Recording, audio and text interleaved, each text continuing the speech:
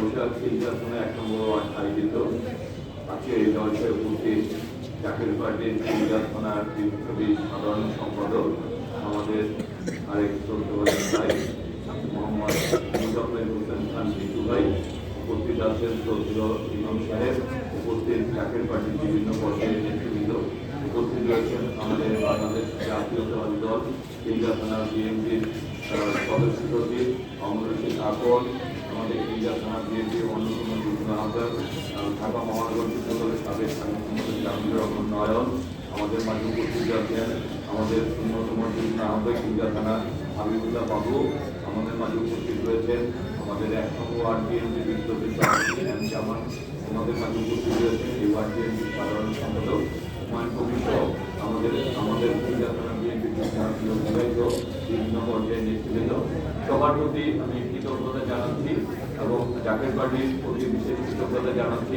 যে আপনারা আমাকে এখানে কিছু বলার সুযোগ করে দিয়েছেন। এই জন্য আপনাদেরকে আমি আমার দল বাংলাদেশ জাতীয়তাবাদী দলের পক্ষ থেকে এবং ব্যক্তিগত পক্ষ থেকেও আপনাদের প্রতি কৃতজ্ঞতা জানাচ্ছি। আমরা আজকে এমন একটি সময় এখানে উপস্থিত হয়েছি যখন আমাদের বাংলাদেশ জাতীয়তাবাদী দলের চেয়ারপারসন সাবেক তিনবারের প্রধান দেশ নেত্রী বেগম খালেদা জিয়া ইন্তেকাল করেছেন। আমরা দেশ নেত্রী বেগম খালেদা জিয়ার জন্য তার আত্মার মাগফিরাত কামনা করছি এবং আপনাদের কাছে দোয়া প্রার্থনা করছি। আমাদের এই দেশের স্বাধীনতার জন্য অনেক লাখো শহীদ রক্ত দিয়েছেন, তাদের আত্মার মাগফিরাত কামনা করছি। এছাড়া আমাদের দল বাংলাদেশ জাতীয়তাবাদী দলের প্রতিষ্ঠান রয়েছে রাষ্ট্রপতি জিয়াউর রহমান, আমাদের প্রতিটি গণতান্ত্রিক আন্দোলনে যারা শহীদ হয়েছেন সেই সকল সহযোদ্ধাদের, ২৪শে জুলাই আগস্ট আন্দোলনে যারা শহীদ হয়েছেন তাদের আত্মার মাগফিরাত কামনা করছি। এবং আপনারা জানেন আমাদের এই নির্বাচনী সহযোদ্ধা শহীদ ওসমান হাদি, তার আত্মার মাগফিরাত কামনা করছি এবং তার বিচার শাস্তি দাবি করছি। আমাদের এখানে আমাদের প্রিয় নেতা জনতা মির্জা হোসেন দোয়া করবেন এবং আগামী বাংলাদেশ যাকে ঘিরে আমরা আগামী বাংলাদেশ গড়ে তুলতে চাচ্ছি, যিনি বাংলাদেশের প্রতিনিধি বাংলাদেশে এসেছেন বিএনপির ভারপ্রাপ্ত চেয়ারম্যান জনাব তারেক রহমান, ওনার নিরাপত্তার জন্য এবং ওনার জন্য আপনারা দোয়া করবেন যাতে আমরা সবাই মিলে একটি সুন্দর বাংলাদেশ গড়ে তুলতে পারি। যে কথাটি বলতে চাই, এই ৫৬,০০০ বর্গ মাইলের এই প্রিয় বাংলাদেশের মালিক হচ্ছে আপনি আমি সকলেই। এই বাংলাদেশের মালিকানা আমাদেরকে বুঝে নিতে হবে। এই আজকে আমরা দেখি যখন একটি নির্বাচন হয়, নির্বাচনের পর মানুষ ভোটের মাধ্যমে যাদেরকে নির্বাচিত করে সেই দলটি রাষ্ট্রের মালিকানার দাবিদার হয়ে যায়, আর বাকি সকল নাগরিকের সেই তাদের যে অধিকারগুলি সেগুলি হরণ করা হয়। বিগত দিনে আপনারা দেখেছেন যে আমাদের দেশে আমাদের বিগত 3টি নির্বাচনে আমরা যে এই দেশের বাসিন্দা, এই দেশের নাগরিক, আমাদের যে অধিকার ছিল এই ভোট দেওয়ার অধিকারটুকু আমাদেরকে কেড়ে নেওয়া হয়েছিল। আমাদের নিরাপত্তার অভাব ছিল, আমাদের কথা বলার অধিকার হারিয়েছিলাম। আমরা আসলে কারো বদনাম করতে চাই না, আমরা আমাদের ভুলের থেকে শিক্ষা নিতে চাই। আমরা দেখেছি অতীতে যে স্বৈরাচার হয়েছে তারই পতন ঘটেছে। আমরা দেখেছি অতীতে যে স্বৈরাচার হয়েছে যে একটি নির্দিষ্ট সময় পর্যন্ত দেশ শাসন করেছে, কিন্তু মানুষের মনে সে কখন তার মন জয় করতে পারেনি এবং তাকে কখনোই মানুষ তার পাশে এসে দাঁড়িয়ে। সুতরাং আমরা চাই সেই অতীত থেকে শিক্ষা নিয়ে আগামী বাংলাদেশের মালিকানা আপনি আমি সকলকে নিয়ে আমরা বাংলাদেশ গড়তে চাই। আমরা চাই জুলাই আগস্টে যে আন্দোলন সংগ্রাম হয়েছে, যারা আত্মহত্যা দিয়েছে তাদের যে আত্মহত্যা, তারা যে বাংলাদেশের স্বপ্ন দেখেছিল, আমাদের বিএনপির ভারপ্রাপ্ত চেয়ারম্যান বলেছেন, পরিকল্পনা নিয়েছেন, আমরা সেই বাংলাদেশকে বাস্তবায়ন করতে চাই। আর সেই বাংলাদেশকে যদি আমরা বাস্তবায়ন করতে চাই তাহলে আমরা এককভাবে এটা সম্ভব নয়। আমরা যদি সকলকে অংশগ্রহণ করাতে পারি এবং সকলে মিলে আমরা যদি ঐক্যবদ্ধ হতে পারি এবং সকলে মিলে আমরা যদি আমাদের দূরত্ব কমিয়ে আমরা দেশের স্বার্থে, জনগণের স্বার্থে, এলাকার স্বার্থে আমরা যদি ঐক্যবদ্ধ হয়ে কাজ করতে পারি তাহলে এই সংস্থাকে আমাদের বাস্তবায়ন করা সম্ভব। সেই কারণেই আজকে এখানে জাতীয় পার্টির আজকের এই মাসিক জলসাতে যখন আমাকে একজন আমাকে আমন্ত্রণ জানিয়েছে, আমি বলছি আমি ইনশাআল্লাহ আমি বেঁচে থাকলে সেখানে যাব।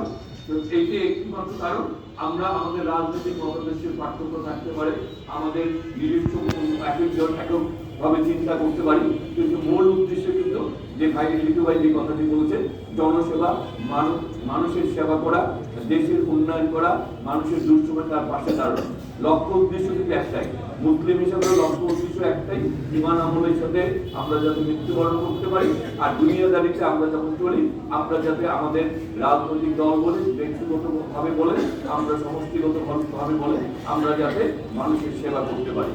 আর এই সেবাটি যখন আমরা বৃহত্তর আকারে হয় এবং ঐক্যবদ্ধ ভাবে হয় তখন সেটি করা অনেক সহজ হয়।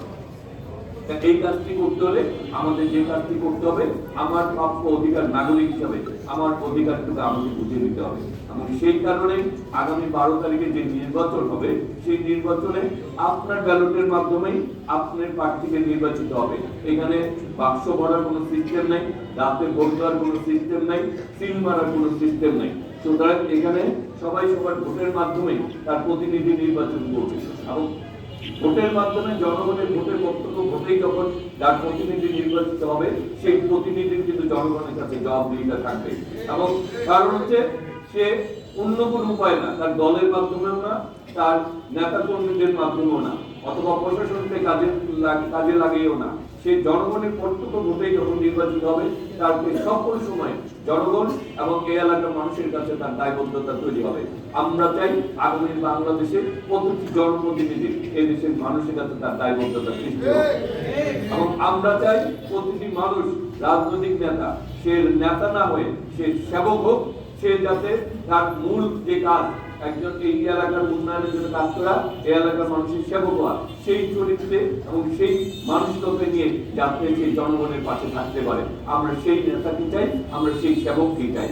আর আপনাদের যেটি হচ্ছে, আপনাদের কাছে এসেছি, আপনারাও যে কাজটি করেন আমরা দেখেছি, আপনারাও বলেছেন এবং করেন, আপনারা চান আপনাদের কাজের মাধ্যমে এলাকার যারা দুস্থ রয়েছে, এলাকার যারা অসহায় রয়েছে, এলাকার যারা খেটে খাওয়া মানুষ রয়েছে, এলাকার যারা সকল ধরনের পেশাজীবীদের সাথে আপনাদের সম্পর্ক রয়েছে।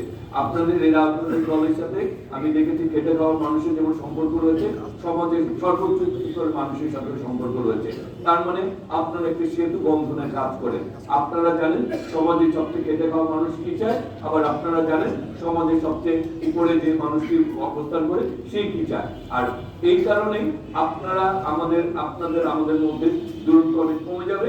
কারণ হচ্ছে আমরা সকলে একটি উদ্দেশ্যের দিকে সামনে রেখে আমরা কাজ করতে চাই এবং সেই কাজকে যদি বাস্তবায়ন করতে চাই তাহলে সকলের অংশগ্রহণ দরকার এবং সকলের অংশগ্রহণ সকলের কাছে জবাবদিহিতা দরকার।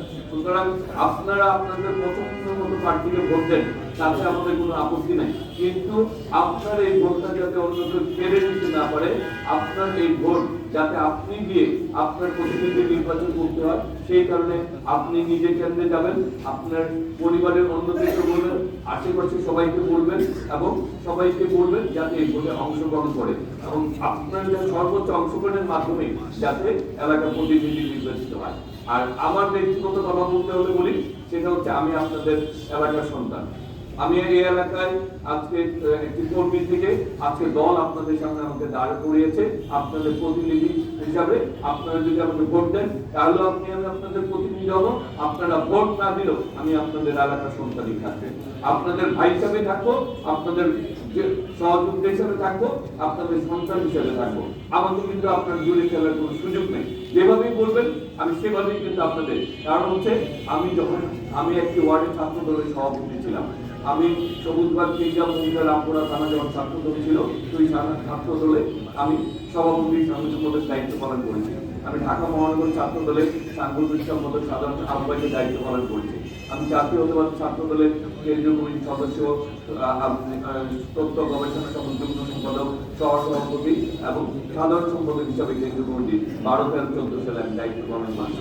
আমি ঢাকা মহানগর বিএনপির প্রথম যুগ্ম ভারপ্রাপ্ত সাধারণ সম্পাদক।